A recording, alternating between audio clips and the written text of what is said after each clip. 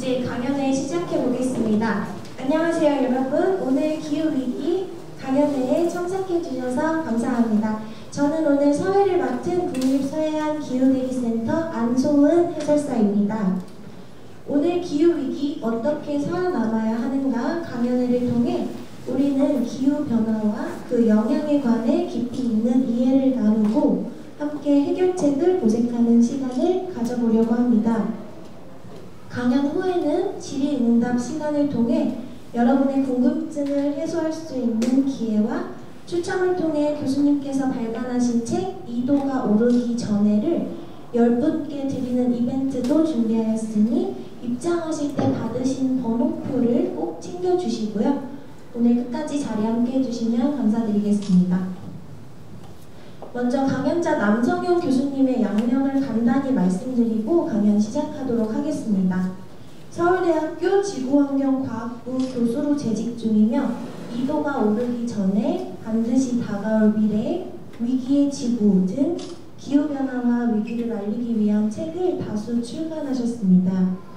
한반도 연근해를 비롯하여 전 세계 바다를 60회 이상 탐사하셨기 때문에 생생한 현장 이야기도 들어보실 수 있을 것 같습니다. 자, 이제 강연을 시작해 보겠습니다. 교수님을 큰 박수로 맞이해주세요.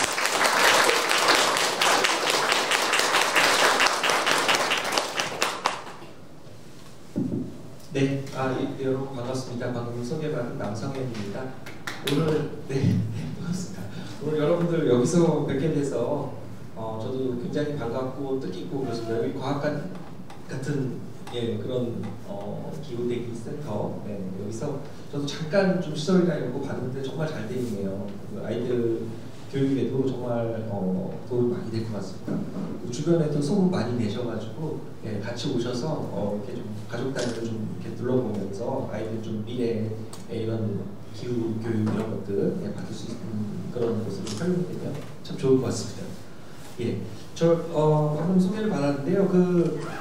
저희 서울대 지구환경과학부에 이제 저처럼 이렇게 저는 이제 해양과학자로 부르기 때문에 해양학자고요. 그래서 바다 쪽으로 하는데 기후를 연구하시는 분들 중에 저처럼 해양학자만 있는 건 아니고요.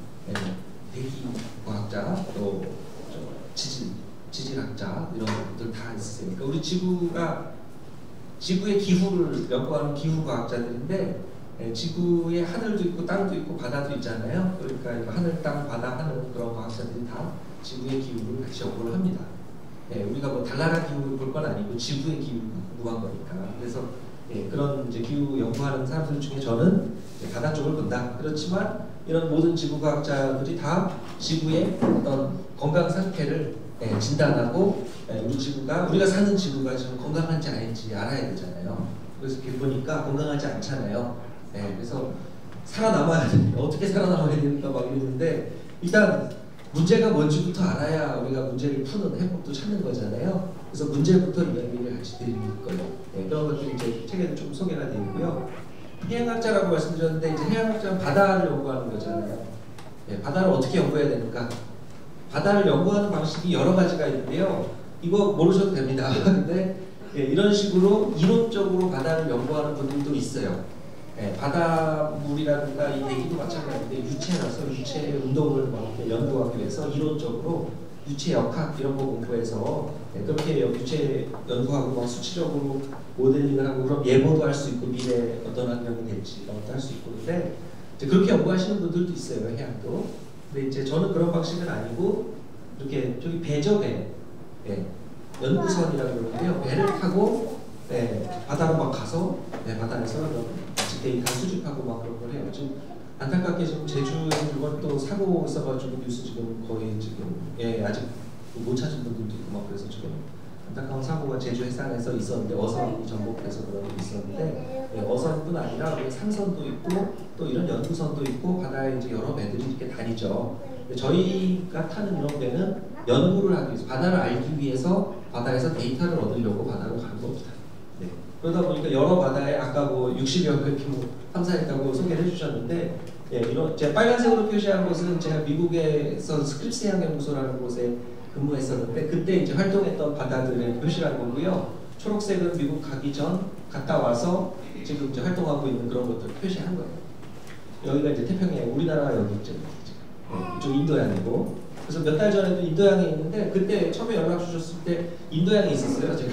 그래서 돌아가서 11월 9일이면 가능하다고 제가 말씀드리고서는 돌아가서 이때 여기 꼭 와서 하겠다고 제가 말씀드렸었거든요. 그때 여기 있었으니까. 네. 그리고 이제 여기도 갔는데 여기는 저 남쪽으로 계속 내려가면 뭐 있는지 아시죠? 예, 바다가 없어집니다. 거기 대륙이 있죠. 남극 대륙.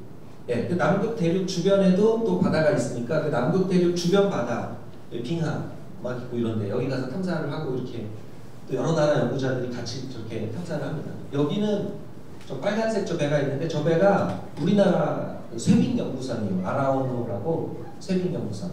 예. 저 이런 데는 일반 이런 연구선으로 가면 안 됩니다.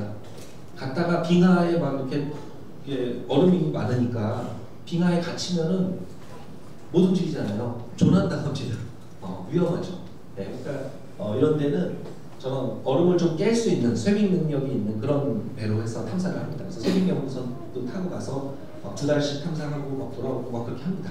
네, 그래서 해양학자들이 바다로 직접 가서 현장에 가서 이렇게 데이터를 얻는 그런 해양학자는 해양학자 중에서도 관측 해양학자라고 불러요.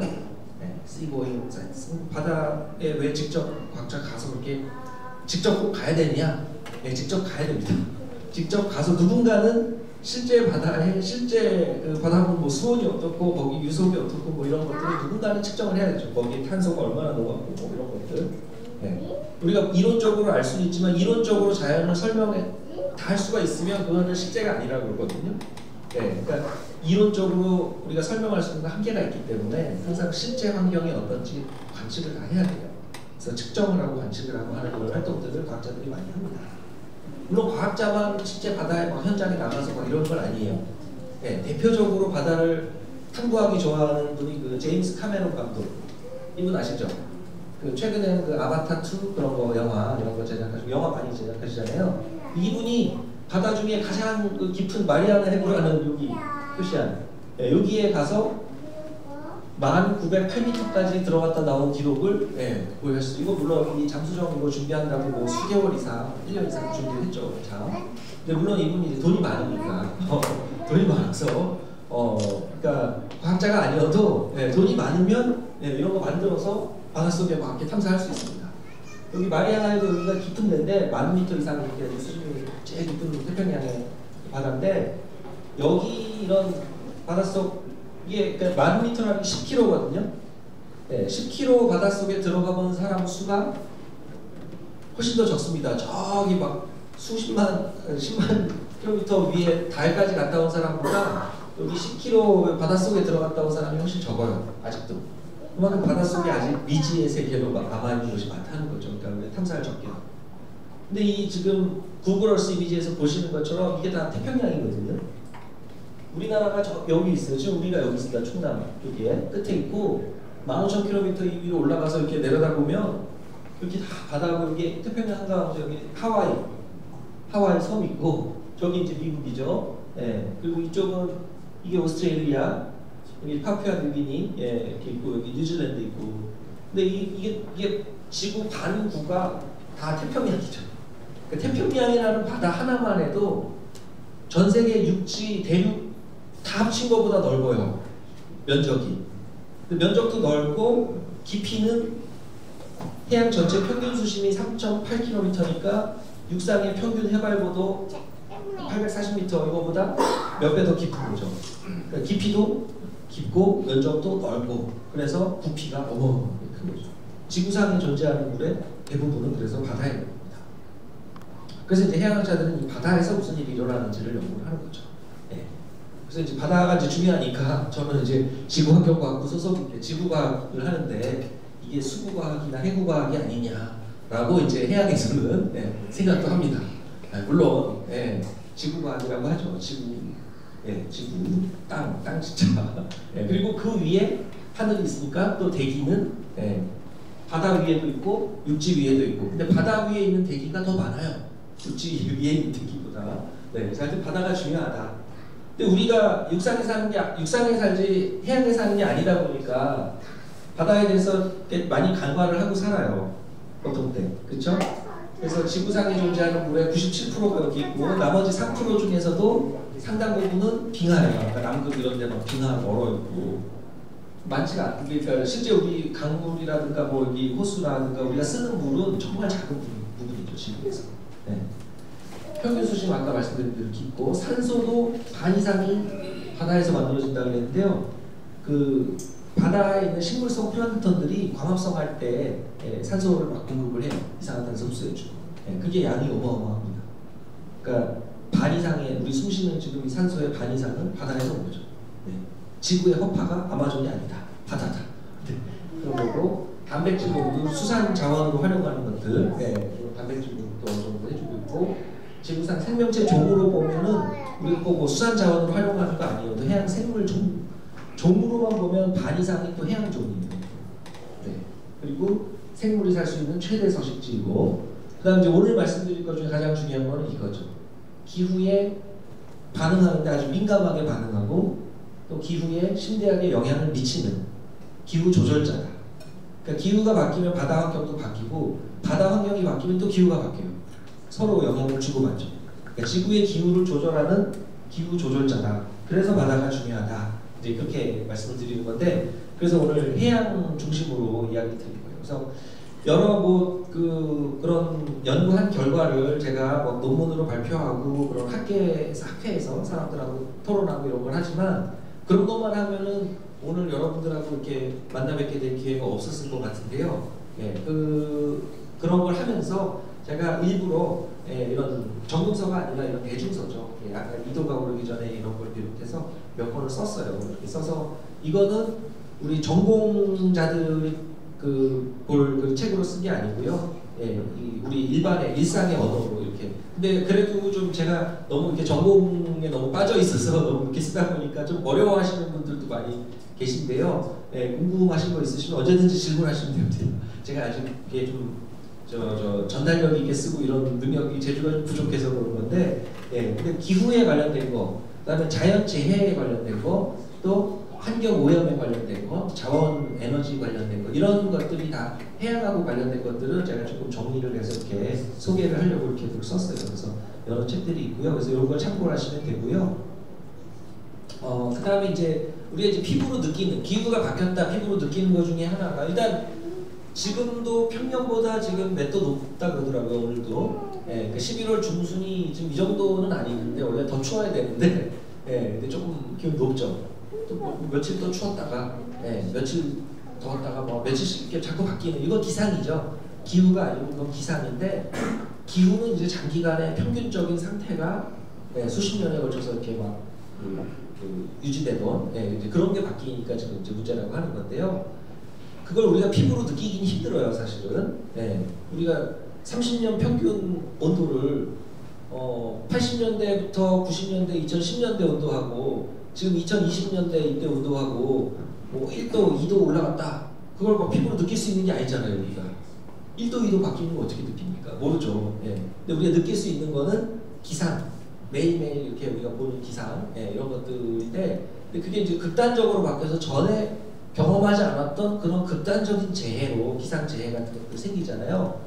그 막 영화로도 많이 나오고, 여러 기상재해를 포함한 자연재해들, 그게 전례 없이 막 있게 되는데, 이런 거는 영화고요, 사실은. 근데 이게 영화가 아닌 이런 것들, 이 영화가 아니에요. 이거 뉴스예요, 진짜 실제로. 뉴스에서 나오는 것들. 그리고 뉴스에서 보는 최근에 실제 뉴스에서 보는 그런 재해나 영화에서 보는 재해나 이제 뭐 구분이 안 될 정도로 우리가 자연재해를 굉장히 심각하게 지금 경험하고 있어요. 그래서 자연재해가 아마 일단 우리가 피부로 느낄 수 있는 거 아닐까. 그래서 이걸 가져왔는데, 자연재해 반대가 뭔지 아세요? 자, 자연재해 반대말은 뭘까요? 인재요? 자연재해는 자연 때문에 피해를 보는 거니까 인재, 사람 때문에 피해를 보면 인재죠. 피해를 보는데 원인이 뭐냐를 놓고 보면 자연재해 반대 인재가 맞아요. 근데 그게 아니고 자연하고 우리 인간하고의 그 상호작용 관점에서 볼 때 자연 때문에 해를 입으면 자연재해인데, 반대로 자연 때문에 혜택을 얻으면, 그러면 네, 자연 서비스. 제가 질문 드리는 건 답이 항상 여기 화면에 있습니다. 네, 자연 서비스죠. 자연재해 반대말은 자연 서비스입니다. 자연 때문에 우리가 태풍, 홍수, 가뭄, 폭염, 산사태, 지진, 해일, 폭우 뭐 많아요. 이런 것 때문에 피해를 입으면은 인명 피해든 재산 피해든 피해를 입으면 자연 때문에 피해를 입으면 자연재해다 이렇게 부르는데 역설적으로 이런 것 때문에 우리가 또 혜택을 얻기도 합니다. 자연 서비스죠. 예를 들면 홍수가 막 나면 이 자연재해 바깥쪽에 배후 습지 막 이런 데에 비옥한 토양이 만들어지니까 네, 토양이 비옥해지잖아요. 영양분이 공급이 되니까 여기서 네, 땅이 비옥해지니까 농사도 다 잘 되고 이런 거죠. 좋은 거죠. 혜택을 줍니다. 홍수가 한 번씩 나는 게 좋은 거예요. 네. 또 화산이 분화해서 용암이 막 흘러나오고 이게 식으면 땅이 만들어지죠. 새로운 땅을 만들어주는 거니까 화산도 좋은 거고 아까 태평양 한가운데 하와이가 있는 것도 화산 덕분이죠. 네. 그러니까 이 좋은 일도 한단 말이죠. 또 태풍 여기도 보니까 태풍 저기 전시도 돼 있던데요. 예, 태풍이 이렇게 막 바다에서 만들어지죠.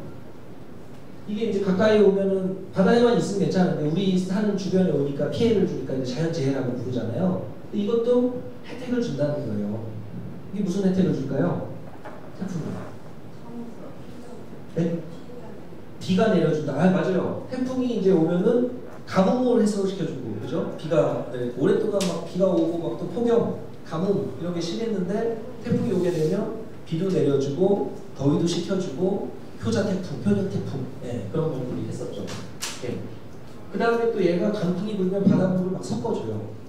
바닷물이 잘 섞이면 이 깊은 데에 가라앉아 있던 영양분이 표층에 올라오기 때문에 그 표층에 빛이 잘 들어오잖아요. 근데 이제 영양분이 잘 없거든요. 보통 때는 영양분이 딱 깊은 바다야 되는데 이게 이제 태풍이 불어서 강풍이 불면 영양분이 표층에 공급되기 때문에 빛도 있고 영양분도 있으니까 아까 말씀드린 그 식물성 플랑크톤들이 광합성할 수 있는 조건이 돼요. 그래서 광합성을 대량으로 하면은 식물성 플랑크톤이 막 어마어마한 면적이 번성을 합니다. 우리나라 면적보다 더 넓은 충남보다 훨씬 큰 면적에 다 막 식물성 플랑크톤이 번성을 해서 광합성을 해요. 그러면 탄소 많이 흡수하잖아요. 좋은 거죠. 네, 우리에게 혜택을 줍니다. 태풍도. 그러니까 이 역설적이죠. 자연 때문에 우리가 피해를 입을 수도 있지만 혜택을 얻을 수 있다. 근데 사실 자연이 의도한 건 아무것도 없어요. 자연이 뭐 의도적으로 우리한테 해를 주려는 것도 아니고 서비스를 주려는 것도 아니고 자연은 지구 환경이 작동하는 어떤 과학적인 원리가 있죠. 그 과학적인 원리대로 지구 환경은 계속 변하는데 그걸 우리가 잘 모르고 대처를 잘못하고 해서 피해를 입으면 자연재해고 이거를 잘 활용해가지고 우리가 혜택을 얻으면 자연 서비스 기능이다 이렇게 말하는 거예요. 그러니까 이거 순전히 우리 인간 입장에서 자연과 인간 사이의 상호작용을 인간 입장에서 그냥 자연재해가 자연 서비스다 이걸 붙인 거지 자연 자체는 지구가 그냥 작동하는 과학적인 원리대로 변하고 있는 것 뿐이에요. 네. 그러니까 우리가 어떻게 하면 됩니까? 자연재해 피해는 최소화하고 자연 서비스 혜택은 최대화하도록 자연을 잘 알고 과학적으로 잘 이해하고 거기에 맞게 방제도 잘하고 해서 자연재해 피해 줄이고 또 거기서 자연에서부터 혜택을 최대한 얻으면서 자연과 공존할 수 있는 그런 방향으로 사회를 잘 바꿔나가면 되는 거죠. 네, 그게 결론입니다 오늘의. 네, 그럼 다 얘기했어요. 끝. 네, 오늘 뭐 짧게. 네, 너무 짧죠? 짧으면 안 됩니다. 네, 자연재해 피해를 최소화하고 자연 서비스 혜택을 최대로 하는 그런 방향으로 자연과 상호작용하도록 사회를 그렇게 우리가 만드는 게 제일 중요하다 겁니다. 자연재해 피해를 최소화하려면 어떻게 해야 되느냐? 자연을 알아야죠. 왜 재해가 발생하는가, 발생 원인 이런 거 분석해야죠. 그러니까 아무 재해가 아무 곳에서 발생하는 게 아니잖아요. 특정 재해는 특정 지역에 특정 시기에 어떤 조건에서 잘 나타난다는 거죠. 그걸 우리가 이해를 하고 대처를 잘 하면 돼요. 여기 지금 초록색으로 되어 있는 그런 것도 이게 이제 지도인데요. 재해 지도 이런 거 보험회사들이 특히 재보험회사들이 잘 만드는데 초록색으로 되어 있는데 어떤 재해가 있는지 아세요? 맞습니다. 태풍. 여기 태풍이 많이 지나가는 경우 이쪽에 태풍 피해를 보는 거지 뭐 시베리아 한가운데 지금 여기 전쟁하고 있고 막 우크라이나 막 이런 데 태풍이 오지 않아요. 네. 태풍이라는 건 다 이쪽에 영향을 주는 거예요. 여기서 만들어지니까. 이쪽은 이제 사이클론 같은 현상입니다. 다 알죠? 허리케인, 허리케인, 태풍, 사이클론 다 같은 열대성 저기압 현상인데 열대 바닷물 수온이 높기 때문에 증발이 잘 돼요. 수증기 공급이 많이 되고 대기로 수증기 공급이 잘 돼야 이게 에너지 원이기 때문에 태풍이 이렇게 유지가 되죠. 네, 그래서 만들어져서 무역부터 그래서 중위도에 오면 이제 다시 이렇게 하는 이런 건데, 자, 이런 재해는 이런 곳에만 발생한다. 네, 그다음에 여기 노란색, 주황색으로 되어 있는 것들 있죠. 지진. 네, 지진 화산. 네, 아무 데서나 지진 화산 생기는 게 아니고 소위 불에 보이고 부르는 한가 지각판 이렇게 만나는 이런 곳에서 지진 화산이 많이 생깁니다. 네, 여기도 보면 여러 종류의 재해 지도들이 많이 있는데요. 재해마다 우리 지도 만들어서 어디에 얼마큼 영향을 줄지. 우리 태풍 올라오면은 기상청에서 태풍 예보하잖아요. 네, 그래서 태풍 경로 같은 거 언제 몇 월 며칠 몇 시에 어디 중심 위치가 있고 그 주변에 어디가 위험하고 뭐 이런 것들 우리 지도를 통해서 미리 보고 대처를 합니다. 그렇죠? 저는 지도를 잘 만드는 게 중요하다. 그런데 이제 잘 대처해서 피해를 줄이면 좋은데 지금 인명 피해 규모가 어느 정도냐면요. 전 지구적으로 98년부터 2017년 20년 동안 재해 종류별로 사망자 수를 집계해 보면 이 재해 때문에 지금 74만 명 이상 사망했어요. 이게 뭔지 아세요? 예, 여기 뭐 그림 딱 보시면 이렇게 지진이에요. 지진. 예, 여기 작은 글씨로 earthquake 이렇게 써 있어요. 사실은. 네, 지진이 74만 명 이상 사망했어요. 74만 명이면요. 20년인데 1년에 3만 5천 명 넘는 숫자예요. 엄청난 겁니다. 매년 3만 5천 명 이상 지진 때문에 사망했다고 볼 수 있죠. 평균적으로는. 그 다음에 여기 다른 재해들도 있는데 사망자 수로 보면 지진이 1등인데 재해 종류별로 피해받은 사람들 수로 보면 다른 재해가 더 또 중요하죠. 이게 뭔지 아세요? 홍수. 네, 요거는 가뭄. 네, 드라마처럼 돼 있는데 가뭄. 자, 홍수가 2빌리언 20억 명, 가뭄이 15억 명. 홍수랑 가뭄 합치면 35억 명이거든요.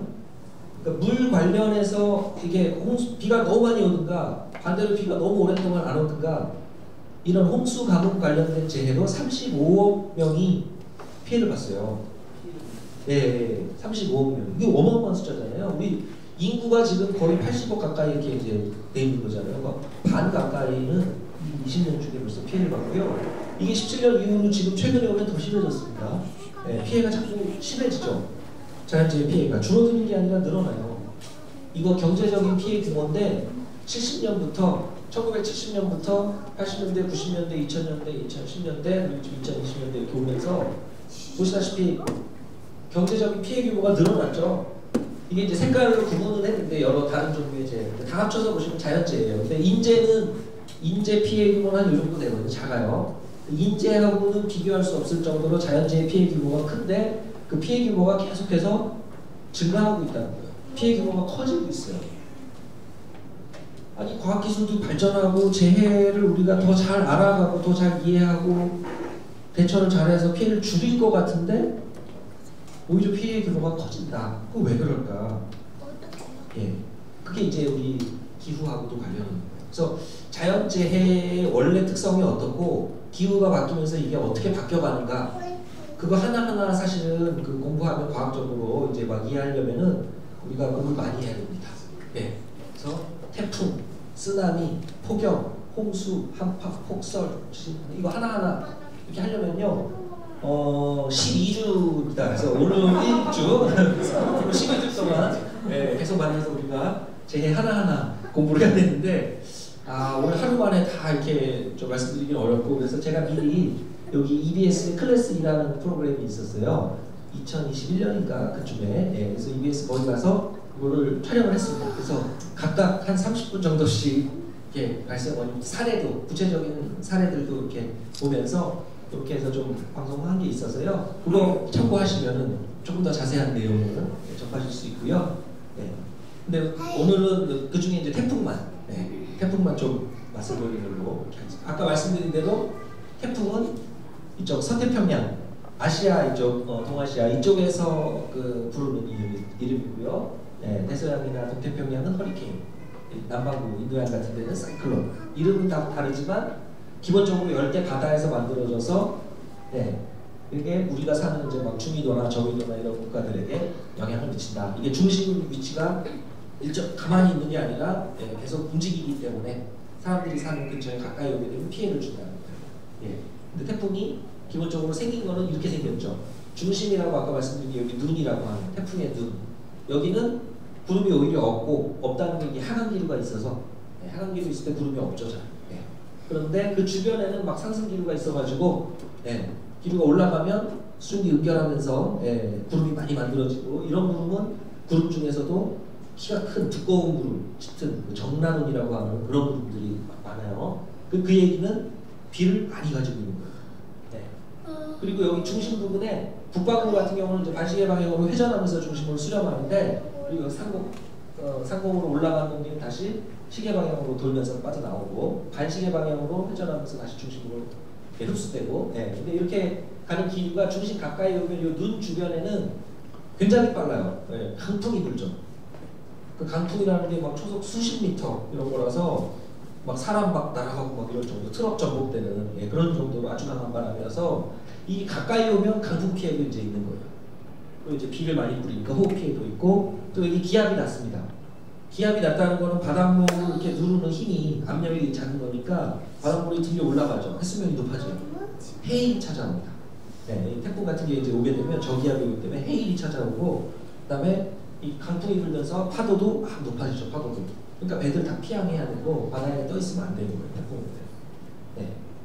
사례를 하나 볼게요. 2018년도에 솔릭이라는 태풍이 있었는데 혹시 기억하시는 분 계신지 모르겠네요. 솔릭. 이거 별로 그렇게 유명한 태풍은 아니었어가지고 아마 기억 못하시는 게 좀 자연스럽습니다. 매미나 루사가 더 기억이 남죠. 2002년, 2003년 이럴 때 루사, 매미 이런 것들 그게 피해 많이 준 태풍이고 이거는 그런 태풍이 아니라서 근데 이제 왜 가져왔냐면 이게 여기 북상할 때 초록색, 파란색, 빨간색 될수록 강해지는 거거든요. 그 중심 기압이 낮아지고 주변의 강풍이 풍속이 더 세진다는 거예요. 그러니까 이게 이렇게 보면서 빨갛게 됐잖아요. 2018년 8월인데 8월이면은 바닷물 표층 수온도 막 데워져서 높을 때거든요. 표층 수온이 높다는 거는 수증기 공급이 또 잘 되니까 태풍을 더 강화시키죠. 점점점 강해지는 거예요. 그리고 점이 많이 찍혀 있다는 건 이게 천천히 움직인다는 건데 에너지를 계속 얻으면서 천천히 오고 있는데 이 경로를 보니까 우리나라로 한반도로 들어오게 생긴 거예요 지금. 그러니까 이거 피해를 줄 것 같은 거예요 이게 우리한테. 그런데 천천히 오면서 에너지를 얻으니까 점점점 세져요. 그러니까 이거 안 되겠는 거예요. 그러니까 막 이제 휴업, 막 국민청원을 막 합니다. 이 코로나 그 팬데믹 전이에요. 뭐 우리는 개근상이 중요한 나라라서 이게 쉽게 이런 거 하지 않습니다. 근데 이거 안 되겠는데 태풍이 막 매미 루사급 태풍이 온다. 이거를 보면 큰일 나겠다. 우리 이제 휴업해야 된다고 국민청원 하니까 교육부하고 각지 지방교육청, 충남교육청 포함해서 교육청들이 다 이거 안 되겠다. 2018년 8월 23일 하루는 전국 1,500개 학교 다 휴교. 애들 학교 보내지 마세요. 하고 회사도 막 휴업하고 이렇게 막 했어요. 그러고 나서 23일 날 정말 상륙을 하죠. 기상청이 잘 맞춘 겁니다. 상륙 시점이라는 걸 다 정확하게 맞췄어요. 경로도 거의 맞았고요. 전남 해안으로 이렇게 다 돌고. 근데 이제 상륙 직전에 여기 빨간색, 파란색 된 다음에 상륙했어요. 빨간색일 때 상륙한 건 아닙니다. 그러니까 상륙 전에 약해졌어요. 그러니까 제주도 옆에 지나면서 그때 이미 위력을 잃었는데 또 제가 여기 서울에 있었거든요. 분명히 지나갔는데 이 정도 시간이 지나갔는데 지나간 것 같지가 않은 거예요. 뭐 창문 흔들리는 것도 없고 뭐 여기저기 피해도 없고 뭐 아무 조용히 지나갔어요. 다행이다. 다행이다. 이러고 넘어가야 되는데 또 그렇지 않죠. 그래가지고 또 이제 기상청 이거 뭐 예보 잘못한 거 아니야? 고 과대 예보, 과대 예보했다고 막 엄청 그 번호를 치렀습니다. 기상청.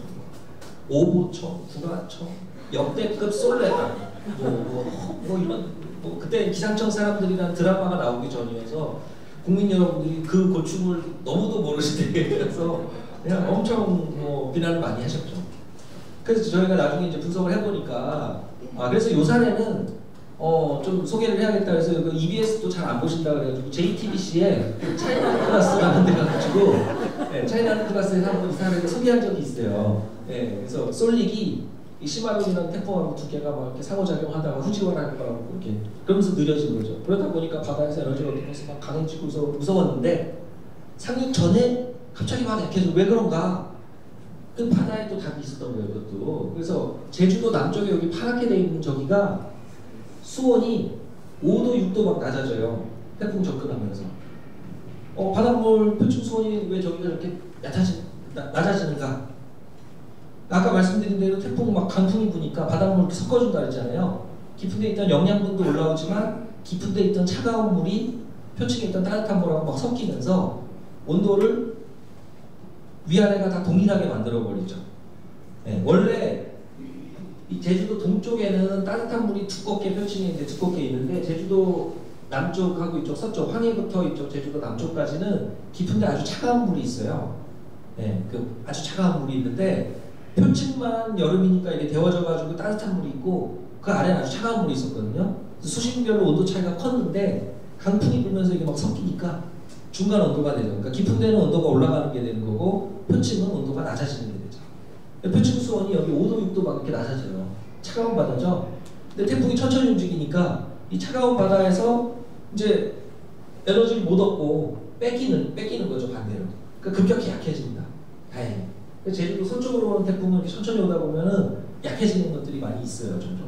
그래서 다행히 상륙 직전에는 위력을 다 잃어버리고 그러고 왔는데 어쨌든 우리가 그 과대 예보도 문제가 되죠. 이제 과소 예보는 더 문제입니다. 이거 별거 아닌 태풍입니다 했는데 막 어마어마하게 더 문제죠.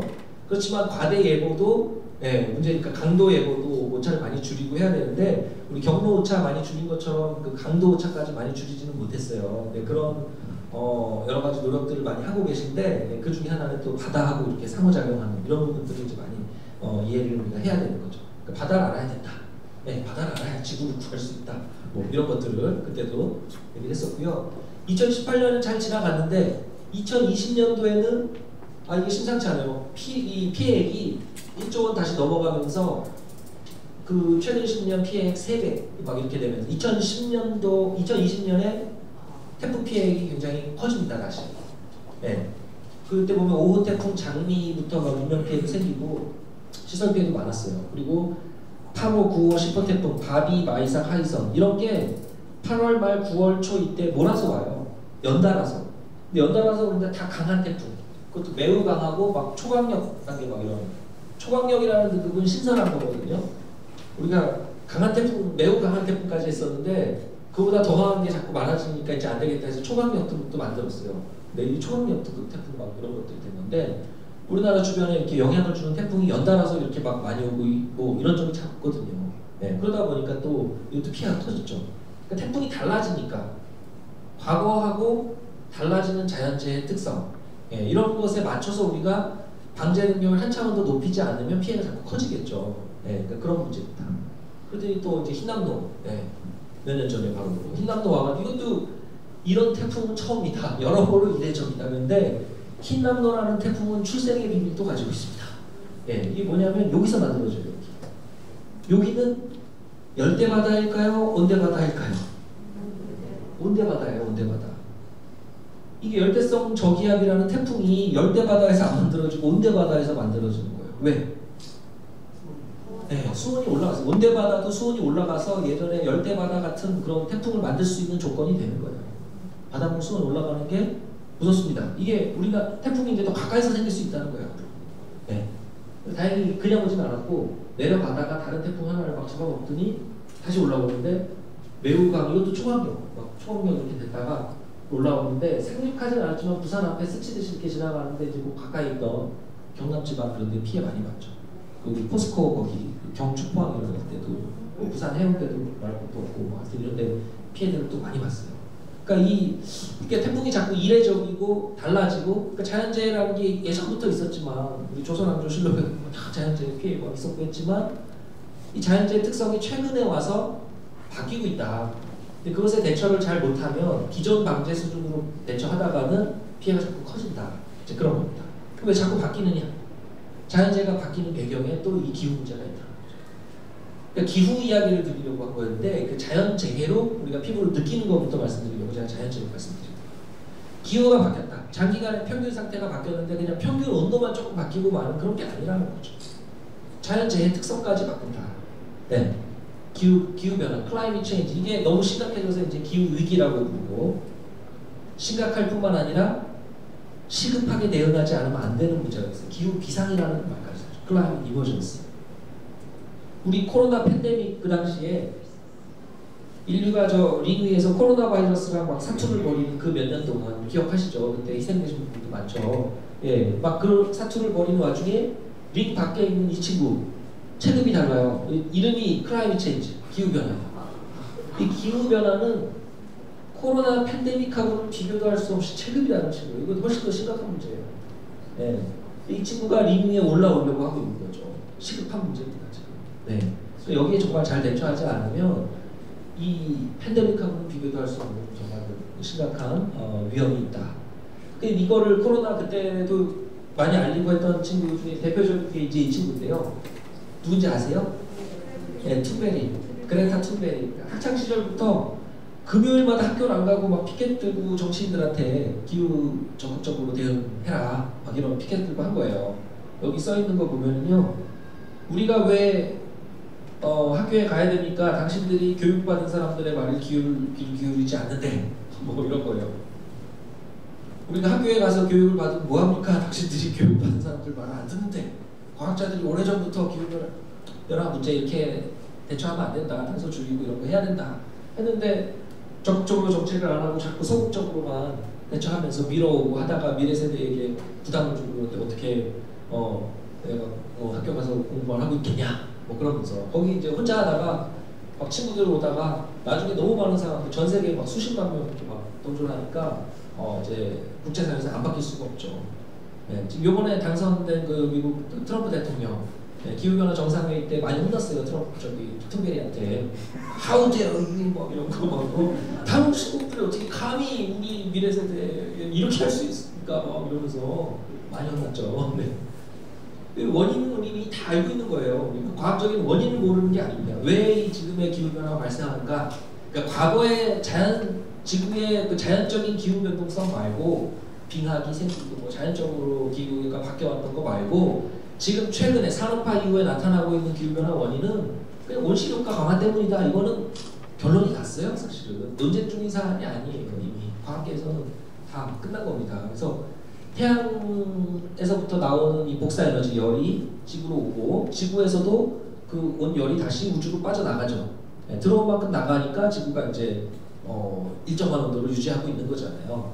근데 나갈 때 나가는 지구 복사 에너지는 파장이 길어가지고 이 지구 대기에 있는 온실기체에서 일부가 되돌아온단 말이죠. 근데 그 되돌아오는 부분이 그래서 지구가 이제 따뜻하다는 게 온실효과인데 예전에도 온실효과가 있었고 지금도 있는데 과거보다 온실효과가 점점 강해지고 있다. 왜? 지구 대기 중에 탄소 농도가 높아지고 있으니까 온실기체 농도가 높아지고 있으니까 이산화탄소 같은 온실기체가 점점 많아지죠. 왜 많아지는가? 우리가 많이 배출했으니까 산업활동 과정에서 많이 배출하니까 이게 높아졌어요. 그러니까 이게 농도가 높으니까 우주로 나가는 부분은 자꾸 줄어들고 되돌아오는 부분이 자꾸 많아지고 있다. 그럼 지구의 에너지가 열 에너지가 자꾸 축적되면 지구 온도 올라가겠죠. 지구 온도 올라가는 게 지구 온난화 이렇게 부르는 거예요. 지구 평균 온도가 올라가고 있다. 그러죠. 자, 기후 변화지 기상 변화가 아닙니다. 그리고 지구 온난화라는 거는 기후가 변하면서 나타나는 현상 중에 하나입니다. 그러니까 우리가 어디 아픈지 이렇게 지금 어디 아프신 거 아니죠? 예, 여기 아픈지 이렇게 알려면 온도 체온계를 가지고 이렇게 온도 재잖아요. 온도가 이렇게 있으면 온도 열이 있다. 그 증상이 하나죠. 구체적으로 어디가 아픈지는 건강검진을 하고 이렇게 검진을 잘 해야죠. 예. 자, 그러면 온실가스 여기 온실기체 농도가 높아졌다 그러는데 얼마나 높아졌습니까? 예를 들면 지금 여기에 제가 이렇게 공기를 탁 쥐어서 100만 개의 분자를 쥐고 이걸 이렇게 착 펴서 보면 이 중에 몇 개가 이산화탄소입니까? 몇 개일까요? 자, 이거를 쥐었습니다. 100만 개가 있어요. 그 중에 몇 개가 이산화탄소일까요? 420개요. 아, 맞습니다. 정확합니다. 네, 정확하게. 정답. 맞았습니다. 여기 화면에 답이 있습니다. 420, 이 ppm이요, 파트 퍼 밀리언. 그래서 100만 중에 몇 개인지를 나타내는 단위죠. 그러니까 420개는 100만 개 중에 420개는 이산화탄소다 그런 거예요. 그러니까 이게 퍼센트로 보면 0.04%예요. 네, 0.04%. 이게 언제냐면 11월 6일.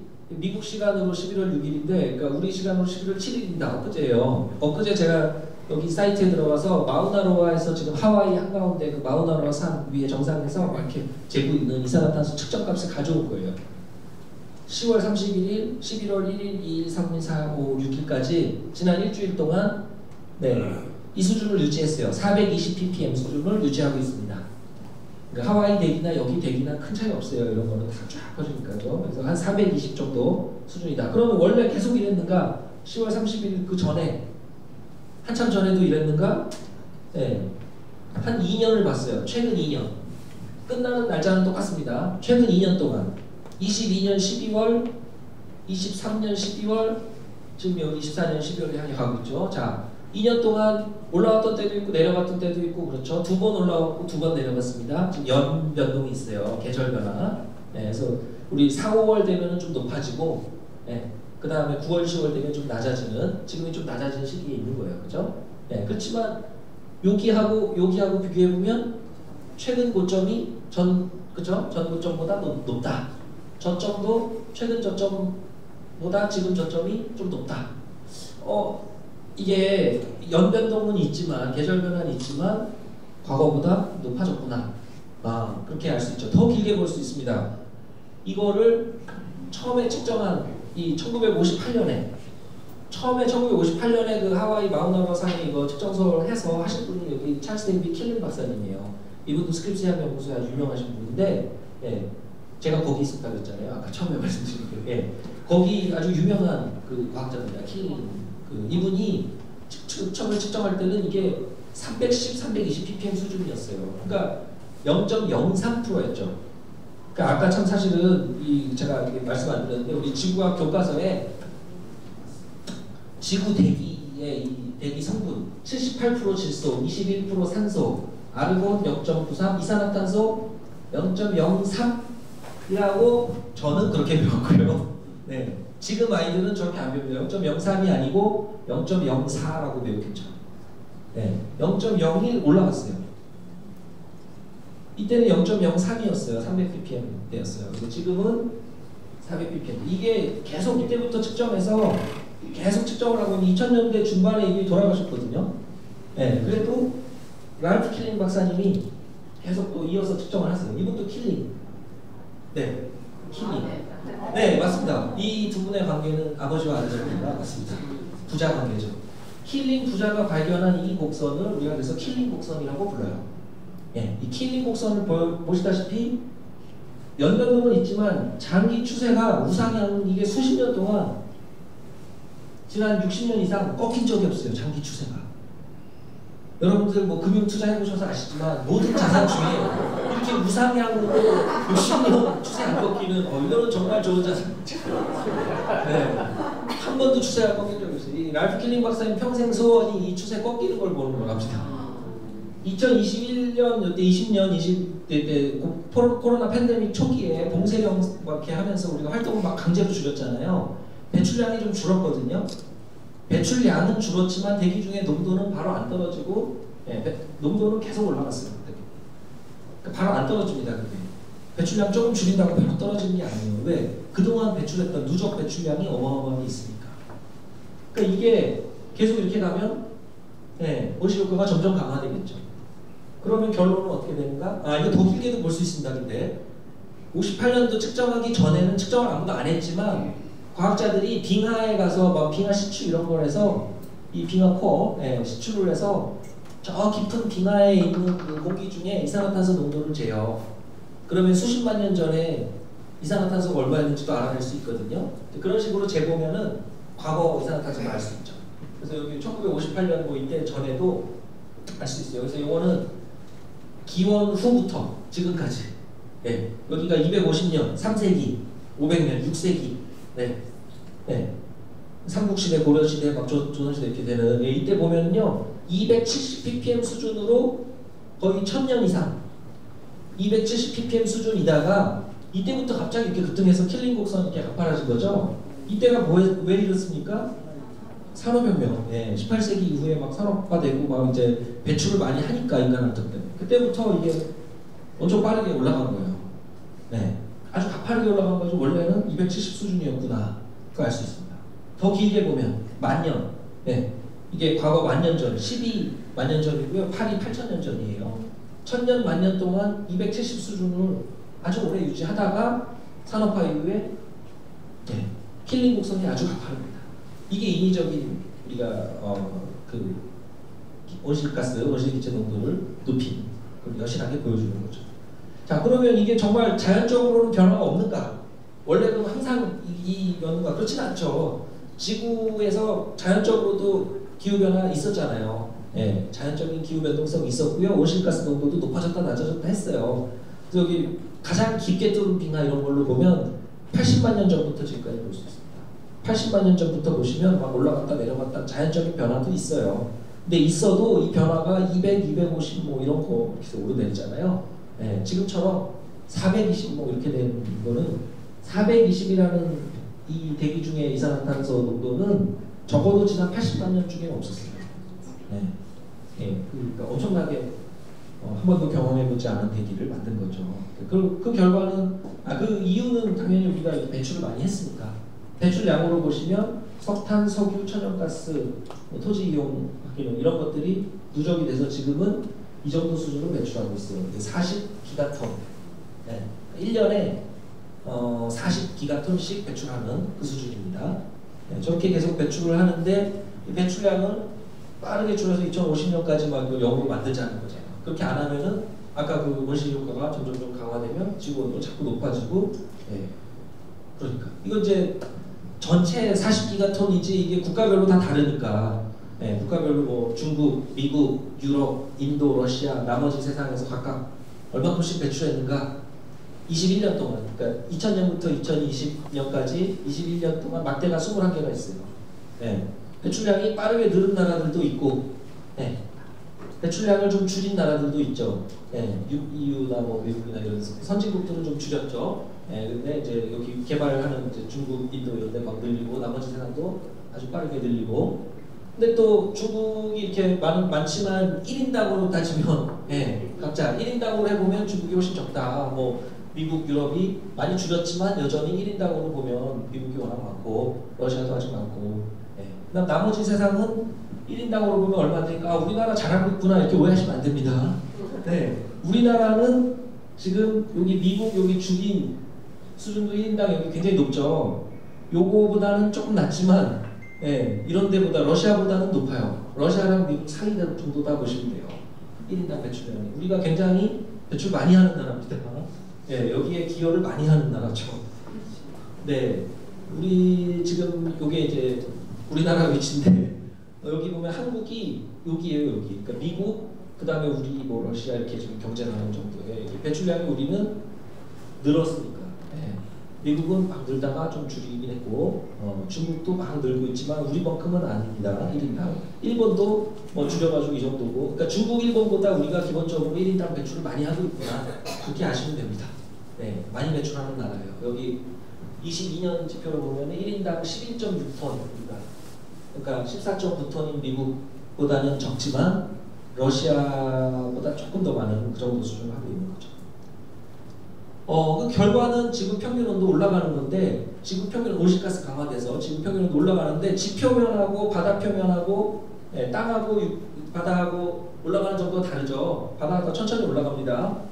네, 땅이 더 빠르게 올라가지만 2배 정도 더 빨리 올라가지만, 근데 이 바다가 올라가는 건 이게 또 여러 문제를 가져옵니다. 네, 바닷물 잘 안 올라가거든요. 그렇잖아요. 물 데우기 쉽지 않잖아요. 근데 또 한 번 데워지면 잘 식지도 않는단 말이죠. 네, 그만큼 이제 열을 많이 가지고 있는 건데, 지구 온도 올라가서 이 지구 평균 온도 올라가는 1도 남짓 올라가는 지금 이 변화를 지구 온난화라고 부르는데, 이게 너무 중립적이다. 과학자들은 원래 중립적인 단어만 잘 씁니다. 그래서 이거 지구 가열화라고 해야 된다, 뭐 지구 열탕화라고 해야 된다. 이 안토니오 구테레스 유엔 사무총장님이 보일링이다, 이거는 글로벌 보일링, 뭐 끓고 있다 막 그랬는데 1도 올라간다고 끓진 않는데, 하여튼 끓는다고 저는 그래서 끓는다고는 안 합니다. 그냥 지구 평균 온도 1도 올라간다고 하죠. 근데 문제는 지구 평균 온도 1도 올라가서 더운 거 아닙니다. 지난 여름에 우리가 막 덥고 한 게 지구 평균 온도 1도 올라서 더운 게 아니에요. 폭염 때문에 더운 겁니다. 폭염은 1도 올라가는 게 아니죠. 30도, 40도 막 이렇게 막 올라가니까. 지난 여름에 인도 어디서는 지열이 70몇 도까지 올라갔어요. 그 신발 안 신으면 화상 입습니다. 네. 그 온도가 국지적으로 짧은 시간 동안 일시적으로는 엄청나게 올라갈 수 있는 거죠. 자, 그래서 이 기후와 기상현상 구분을 해야 되고요.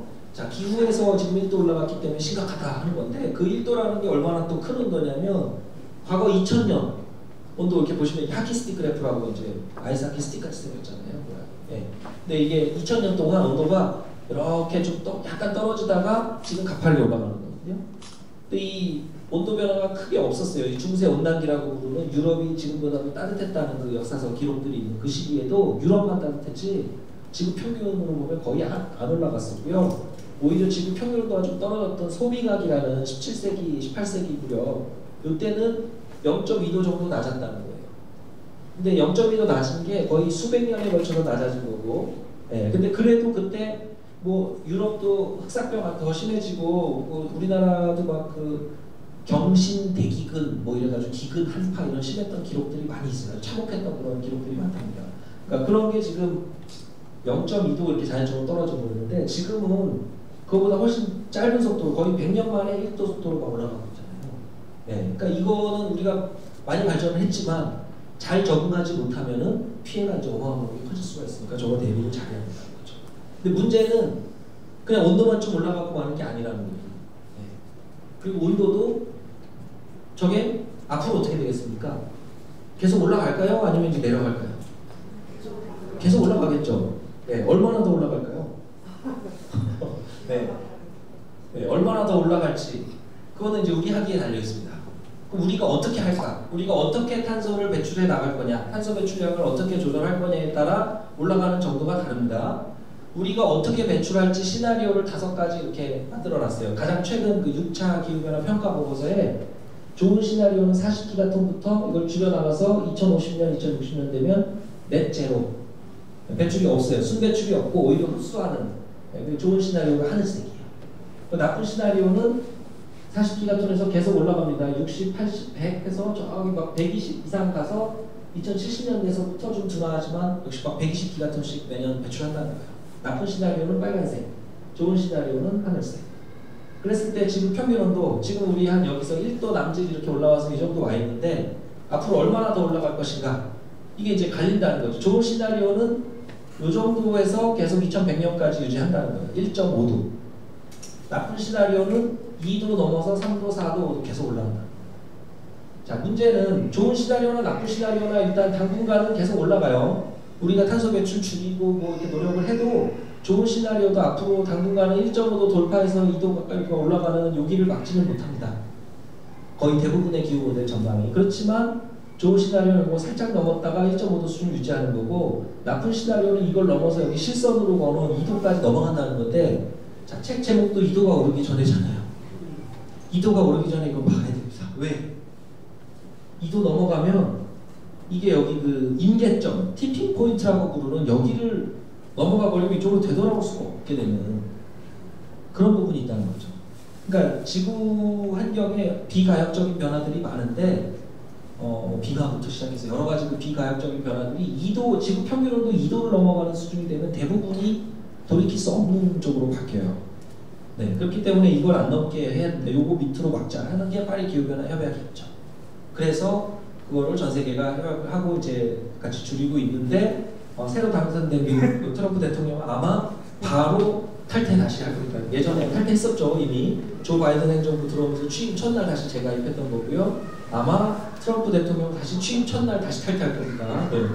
그러니까 이제 어렵죠, 저게. 네. 그래서 하여튼 심각한 상황입니다. 이게 티핑 포인트를 넘어가면 그 다음에는 돌이킬 수는 없다. 그때 돼서 뭐 2070년 돼서 우리가 뭐 어떻게 한다고 할 수 있는 게 아니죠. 온도만 봤는데 온도는 빙산의 일각이고 이제 정밀 건강 검진 해보면은 여러 가지 검사 지구환경 지표 하나하나 이렇게 딱 보면은요 하나같이 다 심각하게 바뀌고 있다는 거예요. 그 온도 그 티핑 포인트뿐 아니라 여러 지표들이 조만간 다 티핑 포인트를 넘어갈 근미래에 넘어갈 그런 위기에 있다. 잘 관리를 해야 된다. 네. 그런 거예요. 뭐 이 바이러스 이런 뭐 팬데믹 뭐 이런 거 확산 당연한 거고 그 오래전부터 경고했던 거예요. 기후 변화 때문에 생물 서식지가 바뀌면 야생동물들이 그 바이러스 우리 인간이 면역력 없는 그런 바이러스들 그런 게 자꾸 확산되고 또 우리나라 같이 막 중위도 이런 데서 이제 열대 그 매개 이런 그 곤충들이 가져오는 질병, 그래서 질병 확산 뭐 이런 거 당연히 이어지는 거고 농업 생산, 식량 문제로도 이어질 거고 난민 문제로도 이어질 거고 이게 지금 뭐 전쟁까지 다 여러 가지 지금 다 연결돼 있죠. 그러니까 자연환경 문제로 끝나는 게 아니죠. 지구환경 문제로 끝나는 게 아니고 여러 가지 사회적으로까지 확산될 수 있는 아주 파급력이 큰 그런 변화이기 때문에 우리가 이제 우려를 하는 건데 뭐 이 물순환 자체가 바뀌기 때문에 비가 안 오던 곳에 비가 이제 엄청나게 올 수 있는 거고 비가 막 오던 곳인데 오랫동안 비가 안 와서 가뭄, 폭염 심해질 수 있는 거고 이미 유럽 같은 데서도 막 그런 피해 많이 보잖아요. 우리는 아직 그런 심각한 피해를 본 편이 아닙니다. 근데 그 배경이 가장 무서운 게 이거예요. 제가 해양과학자에서 이걸 말씀드리는 게 아니고 여기에 열이 많이 흡수됐다는 게 문제입니다. 온실효과로 지구에 열이 축적된다고 말씀드렸는데 그 축적된 열의 90% 이상은 여기에 흡수된 거예요. 대기와 대륙, 빙하 흡수된 거 다 합쳐도 10%가 아니에요. 90% 이상은 해양에 흡수됐습니다. 해양은 쉽게 데워지지 않는다고 말씀드렸는데 이렇게 엄청난 열이 흡수되면 이게 온도 올라갈 수밖에 없죠. 그 엄청난 열이라고 말씀드렸는데 90% 이상 이게 어느 정도 열이냐면 제가 환산을 해보면요 1초에 원자폭탄 4개씩 터지는 수준이에요. 1초에 원자폭탄이 4개 1시간에 14,400개씩 터지고 하루에 막 수십만 개 원자폭탄 터지는 그 정도 열이 계속 수십 년 동안 바다에 축적이 되니까 바닷물 온도가 안 올라갈 수가 없죠. 올라가요. 온도 올라가면 아까 뭐 태풍도 가까워지고 여러 자연재해도 바뀌지만 물순환도 바꾸고 여러 문제를 일으킵니다. 지금 가장 근데 또 동일하게 균질하게 올라가는 것도 아니에요. 빨리 올라가는 것들이 있어요. 여기 2050년, 2100년 되면 3도, 4도 더 올라갈 것들이 여기 북극이죠. 북극은 바다로 되어 있습니다. 북극해. 근데 북극해라는 바다는 고위도이기 때문에 기본적으로 태양 곡선이 적게 들어오니까 추워요. 그래서 거기 바닷물이 얼어있죠. 해빙이라는 거죠. 해빙. 바다의 빙하. 해빙이 북극해를 덮고 있는데 그 해빙이 지금 빠르게 녹으면서 바닷물 온도도 올라가고 있어요. 자, 이 해빙이 84년에는 이랬고 2016년에 이렇게 됐어요. 이만큼 있던 해빙이 녹아서 사라졌어요. 북극빙하가 사라진다는 게 이 얘기죠. 근데 이 해빙이 사라지면 태양 복사를 반사시켜주는 역할을 하는데 하얀색이니까 반사를 잘 시켜줘요. 알베도가 높아요. 90% 반사하고 10%만 바다에 흡수됐었는데 이게 사라지면 6%만 반사하고 94%가 흡수돼요. 더 많이 흡수되게 되죠. 바닷물의 에너지. 태양 복사를 더 많이 흡수하니까 바닷물 수온이 더 잘 올라가고 바닷물 수온이 잘 올라가면 이거를 더 잘 없애죠. 녹이니까. 더 잘 녹이고 없어지면 알베도가 떨어지면서 더 많이 흡수되고 그러니까 더 증폭이 돼서 북극해는 다른 곳보다 훨씬 빨리 온도 상승이 일어나는 겁니다. 그러면 이거를 여기 다 녹아서 이거 북극곰이 힘들겠구나. 우리는 이걸 잘 활용해야지. 북극항로. 북극항로 하면은 그렇죠. 수에즈로 하는 것보다 물류 비용을 막 줄이고 러시아랑 우리가 이렇게 사이좋게 지내야죠. 싸울 때가 아니죠. 네. 북극항로. 이런 거가 개척이 되면 물류 비용이 막 절감되고 여러 가지 뭐 활용할 수도 있어요. 그러니까 이 적응이죠. 일종의 기후변화. 근데 북극만의 문제인가 이게 아니라는 거예요. 북극이 따뜻해지면 북극하고 중위도 차이가 적어지면 제트기류가 약해져서 막 산행을 심하게 합니다.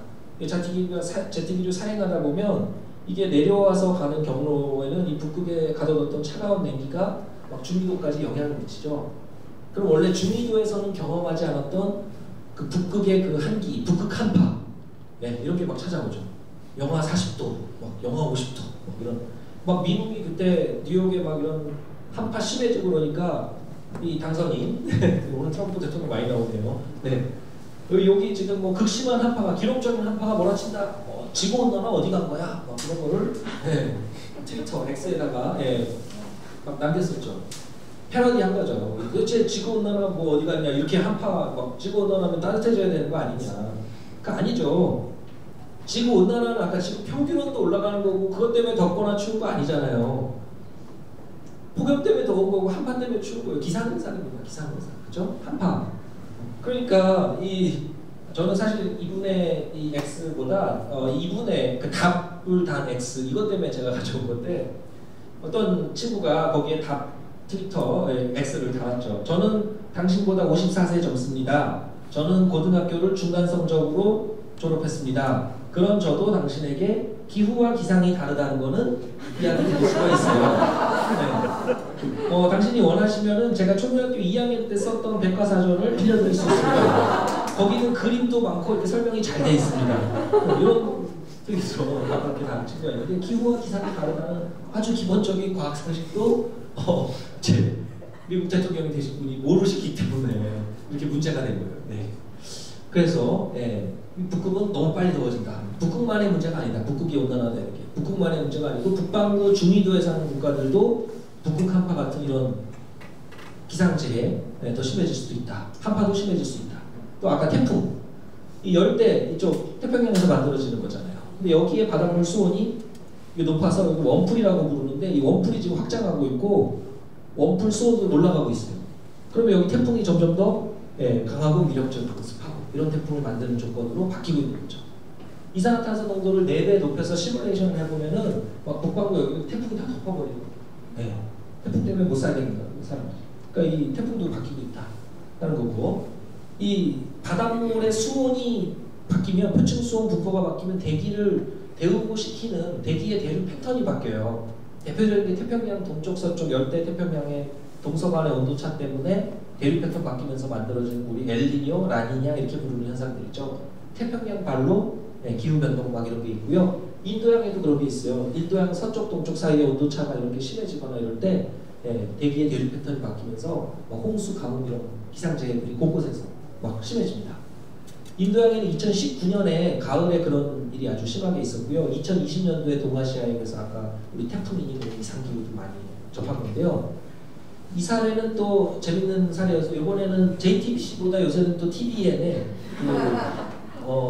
벌거벗은 세계에서 이게 또 대세라는 누가 그런 얘기를 하셔가지고 여기 한 2번인가 출연했어요. 제가 그래서 처음에 갔을 때 이제 위기의 지구, 인류 멸망의 시그널 뭐 이런 제목으로 그래서 했었는데 이 사례를 소개했습니다. 인도양의 2019년 가을부터 서쪽이 동쪽보다 이례적으로 온도가 한 2도까지 더 높아지면서 대륙 패턴이 바뀌어서 호주에 극심한 가뭄이 막 찾아오고 여기 산불이 많이 나요. 그러니까 불이 막 이 바짝 마르니까 막 마른 하늘에서 막 마른 번개가 치고 스파크가 막 있고 이게 강풍을 타고 이게 막 번져나가니까 막 화염 토네이도 이런 게 생기고 호주 소방관들이 끄지를 못해. 전 세계 10여 개 나라가 소방관을 보내줍니다. 도와주려고 해도 이 불을 사람이 끌 수 있는 불이 아니에요. 대피하기 바빠요. 숨기듯이 그 방법이 없습니다. 그 반대로 이쪽 동아프리카 이런 국가들은 막 비가 너무 많이 오고 막 홍수가 나요. 한쪽에 비가 너무 안 온다는 건 다른 데 비가 많이 온다는 거죠. 여기 막 홍수가 나고 이쪽에 그 습한 환경에 서식하는 그 사막 메뚜기 떼가 막 시속 150km로 날아다니면서 다 막 초토화시키면서 다녀요. 이건 뭐 그 성경에 나오는 재앙 이런 게 이제 현실화되고 이런 거 보여주고 이 인도양 수온 바뀌는 게 이렇게 무서운 거거든요. 자 이런 인류 멸망의 시그널 막 이런 것들이 나오니까 우리 패널들이 막 놀라서 왜냐면 이런 대본 내용을 공개를 안 해요. 우리 이거 약간 생방 비슷하게 갑니다. 이것도. 근데 그때 패널 중에 우리 저 직원 씨가 이런 걸 또 물어보더라고요. 요즘 우리 이러다 20년 안에 다 죽겠어요. 그러면서 얘기를 하시더라고요. 근데 제가 아까 보여드렸지만 그 기후변화 시나리오 그 아까 2도 티핑 포인트 넘는 시점을 보시면요 20년 안 걸립니다. 그렇게까지 이렇게 안일하게 생각하시면 안 됩니다. 제가 말씀을 드렸어야 되는데 티핑 포인트를 거의 10년 안에 넘어가게 생겼어요. 지금처럼 하다가는 빠르게 바꿔서 지금 그 좋은 시나리오로 하늘색 아까 그쪽으로 빨리 바꾸지 않으면 빨간색 쪽으로 가다가는 20년 안 걸립니다. 심각하죠. 또 이 대재앙 릴레이 마지막이 빙하 이야기인데요. 지금 빙하가 아까 북극해를 덮고 있는 해빙은 양이 얼마 안 돼요. 육상에 있는 고산지대 만년설이나 북극해 해빙이나 뭐 이런 빙하들 양은 얼마 안 되고 대부분의 빙하는 지구상에 그린란드하고 남극 대륙에 이 대륙에 있는 빙상 형태로 있어요. 수천 미터 두께의 막 빙하들이 거대한 면적에 쫙 덮고 있죠. 엄청난 양의 얼음이 있는 거예요, 빙하가. 근데 그게 녹고 있죠. 그 인공위성으로 모니터링 해보면 두께가 계속 얇아져요. 특히 그린란드 이 가장자리, 남극도 이 가장자리, 특히 서쪽, 서남극 가장자리 이런 데가 지금 두께가 빠르게 얇아지고 있어요. 그러니까 그 녹아서 쪼개고 막 쪼개지고 부서지고 막 한다는 거잖아요. 그래서 이게 막 녹아서 그 어디로 갑니까? 다 바다로 가잖아요. 북극해 해빙이 녹는다고 해수면이 올라가지 않는데 육상에 있던 빙하가 흘러서 바다로 나오면 요거는 해수면을 올리죠. 그래서 이게 이제 해수면 상승을 만드는 원인인데 그린랜드에서 지금 많이 녹고 있고 남극은 그거 절반 정도인데 문제는 남극은 여기에 집중이 돼 있어요. 여기가 굉장히 빨리 녹아요. 여기 있는 빙하를 그래서 우리가 막 운명의 날 빙하라고도 부릅니다. 운명의 날을 가져올 수 있는 빙하다. 뭐 이런 얘기를 하죠, 과학자들이. 그 정식 이름은 스웨이트 글레이셔, 스웨이트 빙하인데 크기는 여기 영국의 한 스코틀랜드 정도 사이즈 되는 이 정도 크기지만 이게 굉장히 빨리 녹아요. 근데 녹는 이유가 여기 아래 따뜻한 바닷물이 들어가서 이 빙하 아래를 이렇게 파고 들어가서 아래쪽부터 하부부터 녹는 거고 이 표면이 녹아내린다기보다 이 아래 하부가 이렇게 파고 들어가면서 녹는 거예요. 네. 그러니까 이게 이제 파고 들어가고 빙하가 자꾸 흘러나오고 네. 그럼 여기는 쪼개지고 부서지고 막 이렇게 녹는 거거든요. 근데 두꺼비집 놀이를 해보신 분은 아시겠지만 이렇게 자꾸 여기를 파고 들어가서 긁으면 이게 와르르 돌발 붕괴도 할 수가 있다. 이제 그런 가능성이 제기가 된 거예요. 그래서 돌발 붕괴 우려 때문에 제가 아까 남극 가서 조사한다는 게 다 여기 가서 조사하는 거예요. 그래서 국제연구팀이 지금 여기 가서 조사를 많이 해요. 여기 열이 얼마나 들어가는지 막 이런 거를. 왜냐면 이게 바닷물이 들어가는 그 열 전달하는 거에 따라 지금 여기 파고 들어가는 정도가 녹는 정도가 막 바뀌거든요. 근데 이러다가 이게 한번 와르르 무너지면 이 스웨이트 빙하만 무너져도 해수면을 평균 해수면은 65cm 올리는데 65cm면 한 요 정도 되겠죠. 이게 적은 양이 아닙니다. 왜냐하면 아까 그 거대한 그 면적을 곱해야죠. 평균 해수면 이만큼씩 전 세계 바다에 다 올라간다는 거거든요. 근데 더 문제는 이게 무너지면 이 안쪽에 있던 서남극 빙상이 이쪽으로 흘러나올 수가 있는 지역 구조라서 안에 있던 빙하가 다 흘러나와요. 이거는 와인병 코르크 마개 같은 역할을 하는 빙하라서 이게 뽑히면 이 안에 있던 게 다 흘러나오죠. 그 아래로 나오면 서남극 빙상 이거 다 녹으면 해수면 막 5m로 올라요. 전 세계 평균. 이거는 뭐 주요 대도시들 다 점령한다는 얘기인데 그래서 이거는 운명의 날이다. 그래서 이제 이거를 그 연구를 하는 건데요. 지금 저 빙하가 뭐 당장 녹을 가능성이 높다 이건 아니에요. 네, 스웨이트 빙하, 운명의 날 빙하가 뭐 당장 막 돌발 붕괴한다 이런 건 아닌데 그 확률이 적어도 그게 벌어졌을 때 파급이 너무 크니까 우리가 리스크 관점에서는 예, 큰 리스크로 관리를 하는 거죠. 근데 그게 붕괴를 안 했어도 지금 현재 전망되는 해수면 상승만 봐도 2050년 되면 베트남의 상당 부분이 만조시에는 침수 피해를 겪을 거다 이렇게 보고 있고 주요 대도시들이 침수 피해를 겪기 시작한다. 상하이, 뭄바이, 방콕, 호치민 뭐 이런 데. 우리나라도 국토 면적의 한 5% 정도 침수 피해를 겪기 시작한다. 뭐 이런 전망들이 있어요. 클라이밋 센처리 같은 데서 충남 여기 포함되어 있습니다. 여기 해안 다 낮잖아요, 그죠? 근데 이게 평균 해수면이 서서히 올라와서 그냥 잠식한다 이런 게 아니고요. 평균 해수면이 낮을 때는 예를 들면 아까 우리 태풍, 뭐 바비, 마이사, 파이선 이런 게 왔을 때 해일이 온다고 그랬잖아요. 해일 피해가 있는데 보통은 우리가 해일 피해가 해안가 저지대에만 피해가 있었어요. 근데 평균 해수면이 올라온 상태에서는 똑같은 태풍이 와도 해일 피해가 더 내륙 안쪽으로 깊숙이 들어온다는 거죠.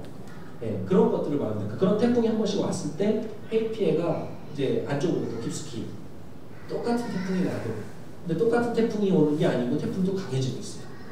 그러니까 이제 자연재해가 그렇거든요. 1+1이 2가 아니고 막 10이 되고 이럽니다. 그러니까 대비를 그만큼 더 강재 수준 한 차원 더 높이지 않으면 안 된다. 너무 심각한 얘기 많이 드렸죠. 그래서 막 경제학자나 막 이런 저 막 CBS 저 박지용의 한판 승부, 박종훈의 경제학관 뭐 이런 데서 막 부르셔가지고 가서 막 얘기를 했더니 하여튼 이러다 다 죽는다 막 너무 이렇게 자극적으로 네. 얘기가 많이 됐는데 뭐 3년 남았다 이거는 저 오해하시면 안 됩니다. 우리 그 1.5도까지 남은 탄소 배출량을 우리나라 인구 비례로 해서 우리나라 나누면은 2기가톤 남았는데 우리가 1년에 600만 톤, 700만 톤씩 배출하면은 그 200만 톤이라는 건 3년이면 다 배출하겠다 그런 이야기입니다. 1.5도는 못 막을 것 같아요, 사실. 네. 그럼 어떻게 해야 되냐? 이제 해결책. 그 영화면은 이제 이 정도 시간이 지나면 영화에서는 이제 이런 친구들이 나타나서 이제 다 해결해주는 그런 타이밍입니다. 지금부터 이제 다 해결을 해줘야죠. 네. 근데 현실은 영화가 아니기 때문에 해결을 해줄 수가 없어요. 현실은 어떻게 해야 되느냐? 예, 이겁니다, 이거. 이 친구, 이 공부. 우리 열심히 공부해야 돼요. 지금 공부를 열심히 해서 지금 이런 뭐 이런 강연에 나오고 이런 거 계속 찾아다니면서 열심히 공부하시고 해법을 찾아야 돼요. 머리를 만들고 공부를 해야 된다. 지금 공부를 하는 게 중요하다. 지금 그게 이 해법입니다. 어떤 공부를 해야 되느냐? 두 가지 방향으로 공부해요. 하나는 지금 이 원인이 뭐냐? 탄소가 많아져서 그런 거니까 탄소를 줄여야 되잖아요. 탄소 중립 가자고 하는 거잖아요. 어떻게 탄소 중립에 도달할 거냐. 2050년, 2060년까지 탄소 중립으로 가야 되는 답은 정해져 있어요. 그렇게 안 가면 공멸이니까 공존하려면 탄소 중립해야 되는데 탄소 중립 어떻게 할 거냐. 탄소 중립 쉬운 게 아니잖아요.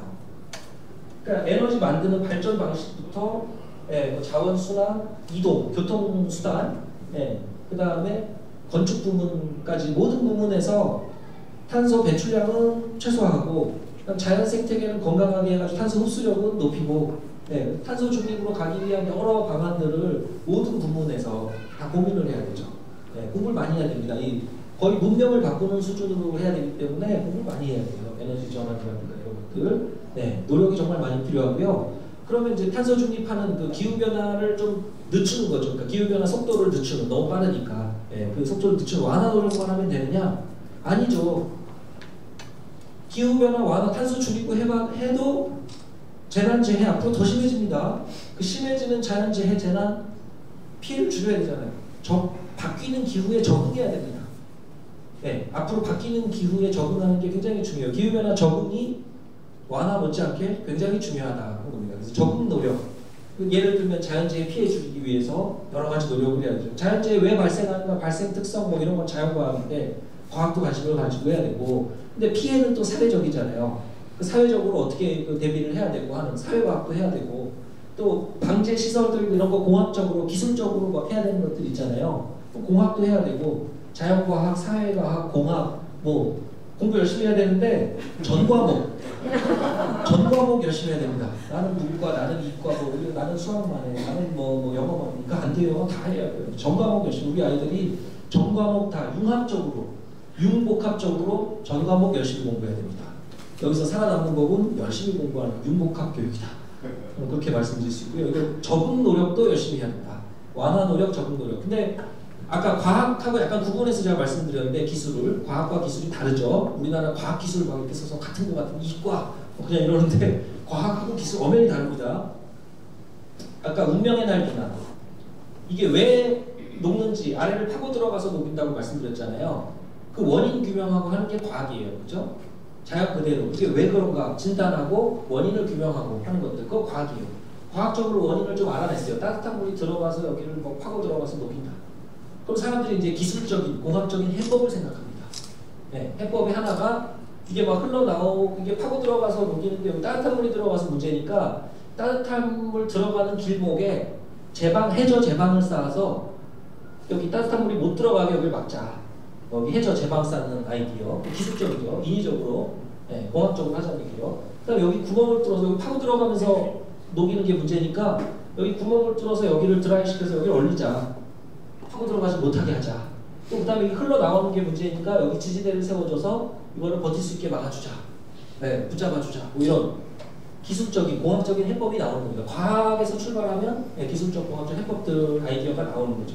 저렇게 좀 인위적으로 지구공학이라고 그러는데 지구 환경을 인위적으로 조절하는 대규모 이런 것들 지구공학이라고 해요. 그 다음 아까 플랑크톤, 식물성 플랑크톤 막 대량 번성하면 탄소 많이 흡수한다고 말씀드렸잖아요. 산소 많이 공급하고. 그럼 강제로 얘네가 잘 번성하게 만들 수 없을까? 그 아이디어 중에 하나가 해양 파이프예요. 바다에 파이프를 놓으면 빨대 같은 거거든요. 근데 이 내려갈 때 판막이 열리고 올라올 때 판막이 닫혀요. 그러니까 파도 때문에 이거 전기나 뭐 에너지 쓰는 게 아니고 파도에 의해서 그냥 오르내리는 건 계속 자연적으로 오르내리는데 내려갈 때 열리고 올라올 때 닫히니까 이걸 자꾸 퍼올리겠죠. 밑에 있는 부분. 깊은데 아까 영양분이 많다 그랬잖아요. 영양분 많은 물을 퍼올리면 태풍이 안 와도 플랑크톤들이 번성할 수 있죠. 탄소를 많이 흡수할 수 있죠. 강제로 탄소 흡수력을 막 높이는 거예요. 그런 아이디어. 이것도 지구공학, 기후공학 중에 하나 아이디어로 이야기가 나오는 건데 다양한 지구공학 아이디어들이 굉장히 많아요. 태양 복사 에너지를 이렇게 막 우주에서 아예 반사를 시켜서 태양 복사 에너지가 지구로 덜 들어오게 하자 뭐 하는 아이디어도 있고, 여기 바닷물에 기포를 많이 만들어서 반사율을 높이자 하는 아이디어도 있고, 탄소를 여기 대기 중에 있는 걸 잡아다가 저 해저에 석유 뽑았던 거기다가 다시 묻자 뭐 그런 아이디어도 있고, 다양한 방식으로 공학적인 그런 아이디어를 하는데, 그 중에 하나는 예전에 화산이 필리핀에서 피나투보 화산 같은 큰 화산 폭발하면 화산재가 저 대륙권 지나서 성층권까지 올라가서 여기 쫙 퍼지는데 거기 안정돼 있으니까 쫙 덮어서 태양 복사를 차단합니다. 네, 이 입자가 작은 에어로졸 같은 것들은 단파를 차단해서 태양 복사를 차단해요. 햇빛을 차단하는 거죠. 네, 검은 하늘이 됩니다. 화산재가 덮어서. 그러니까 지구 평균 온도가 좀 떨어졌었어요. 들어오는 에너지가 적어지니까. 그래서 그러면 그럼 인위적으로 성층권에 에어로졸을 뿌려보자. 이산화황 같은 거 에어로졸 물질을 뿌리면 네, 태양 복사를 적게 하니까 그러면 지구 온도를 올라가는 걸 좀 늦추고 완화시킬 수 있지 않냐. 그렇게 해서 막 뿌려도 될까요? 네? 안 될까요? 네. 그런 거 잘못하다가 어떻게 된다? 설국이 된다 하는 게 그 영화 설국열차의 배경입니다. 사실은 영화 설국열차에 나와요. 지구 온난화가 막 심해지고 그래서 CW7을 각국이 뿌리기로 결정했다. 뿌렸더니 온도를 잡았다. 근데 눈은 계속 와. 전 세계가 다 눈이 와서 이 열차에 있는 사람들만 살아남고 전 세계가 다 설국이 된다. 그런 부작용, 이런 거. 대규모 지구공학, 기후공학 이런 걸 했다가 잘못하면 더 큰 문제를 만들 수 있으니까 굉장히 신중해야 되고 조심해야 되죠. 그러니까 섣불리 그런 대규모 지구공학 시도를 했다가는 잘못하면 큰일 나죠. 더 위험에 빠지니까. 지금 원래 저에게 주어진 시간이 1시간이라고 들었는데 제가 좀 지났죠. 네, 좀 오래 했습니다. 그래서 계획대로 안 하고 지금 플랜 B를 가동 중입니다. 플랜은 B를 해도 돼요. 네. 근데 플랜et은 지구는 B가 없어요. 지구는 A밖에 없습니다. 하나밖에 없는 지구에다가 이런 기후공학, 대규모 지구공학 하다가는 큰일 납니다. 그래서 이런 거는 안 되고 과학에서 출발해서 원인을 진단하고 공부를 열심히 해야 된다. 네. 그런 말씀을 드리면서 지금까지 했던 이런 방식으로 가면 안 된다. 빠르게 틀어서 아까 빨간색 시나리오 말고 하늘색 시나리오로 바로 틀어야 되는데 그러려면 공부를 열심히 해야 되고 전 과목 융합적으로 그렇게 해야 된다. 이게 오늘의 결론입니다. 네, 이상으로 마치도록 하겠습니다. 감사합니다. 저희가 원래 처음에 질의응답 시간을 이제 많은 분들이 궁금하신 게 많을 것 같아서 가져보려고 했는데요. 교수님 말씀대로 좀 강연이 많이 지연이 됐어요. 그래서 2분 정도는 괜찮으실까요? 네, 2분 정도만 질문을 받고 그리고 추첨으로 이제 넘어가겠습니다. 혹시 강연 들으시면서 궁금한 거 있으셨던 분들 있으실까요? 그럼 손 들어주시면 제가 2분만 질문을 도와드리겠습니다. 너무 완벽한 네. 네. 1도 올라가도 힘들어요. 1도 올라가서 굉장히 중요한 질문이었습니다. 1도 올라가서 힘드냐고. 네, 맞아요. 지금 우리 북카페 여기 온도가요. 제가 강의 시작할 때보다 1도 이상 올라간 것 같아요. 느끼기에. 여기가 뜨겁습니다. 근데 우리가 뭐 1도, 2도 올라갔다고 그렇게 힘들지 않잖아요. 네, 1도는 큰 온도가 아니죠. 네, 기상에서 1도는 큰 온도가 아니에요. 우리 아침 저녁으로 10도 이상 바뀌죠. 네, 그리고 계절이 바뀌면 20도, 30도 바뀝니다. 그래서 1도 바뀌는 게 별거 아닌 거거든요. 근데 문제는 이 1도가 기후에서 1도라서 문제가 돼요. 자, 기후는 아까 이야기했지만 장기간의 평균적인 상태예요. 장기간에 평균적으로 유지했던 예를 들면 11월 중순에 아침 최저 기온 2024년 11월 중순 아침 최저 기온이 과거 80년대 평균 11월 중순 아침 최저 기온보다 1도 이상 올라갔다. 이거는 문제라고 이야기를 하는 거예요. 왜냐면 평균 상태가 바뀌어서 그게 바뀌는 속도가 과거의 오랜 지구 역사랑 이렇게 비교해보면 최근에 너무 빠르게 바뀌고 있는 거예요.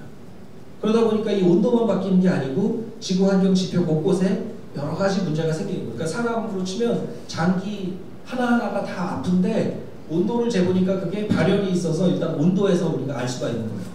그래서 39도, 40도 열이 있구나.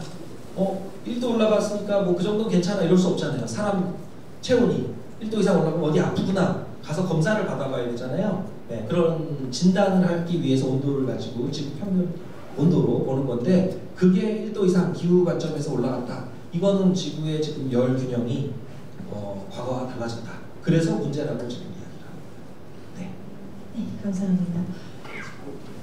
네, 뒤에 갈색 옷 입으신. 네, 강의 내용 너무 좋고요. 네, 그 실생활에서 저희가 그 탄소 배출에 관련돼서 저희가 실천할 수 있는 그 탄소를 덜 배출할 수 있는 그런 방법, 고기를 먹더라도 탄소 배출이 정말 많은 그 소고기를 좀 줄이고 이런 방법처럼 네, 그런 그 실천할 수 있는 방법 좀 간단하게 좀 설명해 주셨습니다. 아, 네, 감사합니다. 그러니까 우리가 이제 개인적인 차원에서 우리가 기후 행동이라고 그러죠. 그래서 우리가 실천을 어떤 방향으로 실천을 하는 게 기후에 도움이 될까? 탄소 배출이 최소화되는 형태로 우리가 활동을 하는 게 중요하잖아요. 그 탄소 발자국이라고 그러죠. 우리가 생활하면서 뭐 하나하나, 그러니까 일회용품 같은 거 또 덜 쓰고 텀블러 가지고 다니면서 또 우리가 어떤 뭐 재활용 잘 가능한 쓰레기 양도 줄이기. 왜냐하면 쓰레기가 쌓여서 막 메탄가스 이렇게 또 많이 나오고 하니까 그런 온실가스 배출이 최소화되도록 우리 일상생활에서 행동을 바꾸는 것들, 그런 거 중요하죠. 일회용품도 줄이고, 저도 손수건을 항상 가지고 다니는 습관이 있는데, 뭐 그런 것들, 그러니까 뭐 개인적인 차원에서 할 수 있는 것들이 사실 많아요. 어떤 우리가 소비 이런 거 할 때도 기왕이면 탄소 배출을 적게 하는 그런 회사 제품을 선택을 하고, 투자를 하더라도 탄소 배출을 좀 더 줄여나가는 그런 기업에 투자를 하고, 사실 여기 ESG라고 지금 있는 것도 그 기업들이 더 중요하게 생각하는 건데요. ESG, 그 environment, 환경을 이렇게 생각을 안 하면 기업들도 경영이 힘든 이유가 소비자들이 외면을 하고 투자자들이 외면을 하기 때문에. 그러니까 이 개개인들이 어떤 생각을 갖고 그 기업에 투자하고 소비하느냐, 그게 이제 기업 경영에도 중요한 부분이다 보니까 그런 건데, 사실 우리가 개인적인 차원에서 내가 혼자 뭐 이렇게 노력해가지고 줄일 수 있는 거 많지 않잖아요. 그게 탄소 배출량의 상당 부분 차지하거나 그런 게 아니거든요. 기업이나 정부에서 바뀌어야 될 부분이 훨씬 많아요. 근데 그 기업이나 정부는 저절로 바뀌지는 않습니다. 보다 많은 개개인이 기후 행동을 하고 선택을 할 때, 투자, 소비 이런 것들을 할 때 어떤 기업을 택하고 어떤 제품을 선택하고 이런 것들을 통해서 기업이나 정부를 바꿀 수 있는 거죠. 내 생활 속에서 그런 생활 패턴에서도 기후를 좀 더 생각하고 지구를 좀 더 생각하는 그런 방향의 행동을 하는 것도 중요하지만, 동시에 어느 기업, 어느 정부, 뭐 이런 정치적으로, 경제적으로 어디를 내가 선택하고 어디에 표를 주느냐, 무엇을 소비하느냐, 이런 것을 통해서도 기업과 정부에 영향을 많이 미칠 수 있고, 그런 것들이 모여서 결국 정부나 기업 섹터에서 변화를 가져온다. 저는 그렇게 말씀드릴 수 있을 것 같습니다. 네, 좋은 답변 감사드립니다. 오늘 정말 어려울 수도 있는 기후위기 내용을 정말 쉽고 재미있게 설명을 해주셔서 정말 감사드리고요. 아쉽게도 질의응답 시간은 여기까지만 해야 될 것 같습니다. 이제 추첨을 통해서 이렇게 던져주시면 돼요. 감사합니다.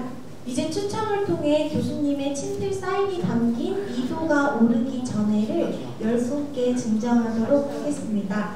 추첨을 교수님께서 도와주실 건데요. 교수님이 한 번에 10개를 뽑아서 이제 선생님한테 전달을 해주시면요.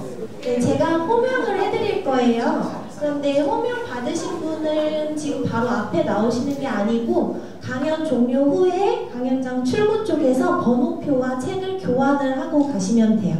그런데 이제 또 추첨 당첨이 안 되신 분들은 아쉽잖아요. 그래서 여기 참여해주신 모든 분들께도 작은 선물을 준비했습니다. 그래서 강연 종료 후에 출구 쪽에서 수령해 가시면 되겠습니다. 네, 그럼 추첨해주시면 됩니다. 네. 아, 네. 네, 아, 네.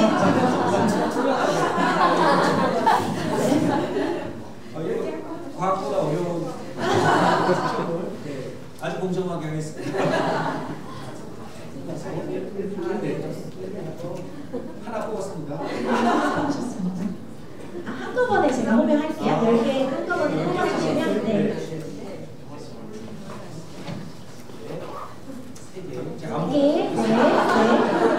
4개, 5개째 뽑으셨고요. 네. 6개, 1개만 네. 7개, 8개, 네. 마지막 2개입니다. 네, 마지막 1개. 네, 감사합니다. 네, 그러면은 제가 지금부터 호명하겠습니다. 첫 번째 번호 18번, 12번, 10번, 3번, 8번, 26번, 13번, 31번, 15번, 마지막인가요? 마지막은 7번이네요. 네. 축하드립니다. 네, 오늘 아쉽지만 없지만 이제 오늘 강연을 마무리해 보려고 합니다. 이번 강연으로 우리 지역 사회에서 기후위기 관련한 담론이 활성화되기를 바라고 그 중심에 저희 센터가 함께 하겠습니다. 함께 해주신 모든 분들께 다시 한번 감사드리며 이것으로 강연을 마치겠습니다. 다시 한번 교수님께 큰 박수 부탁드립니다. 감사합니다.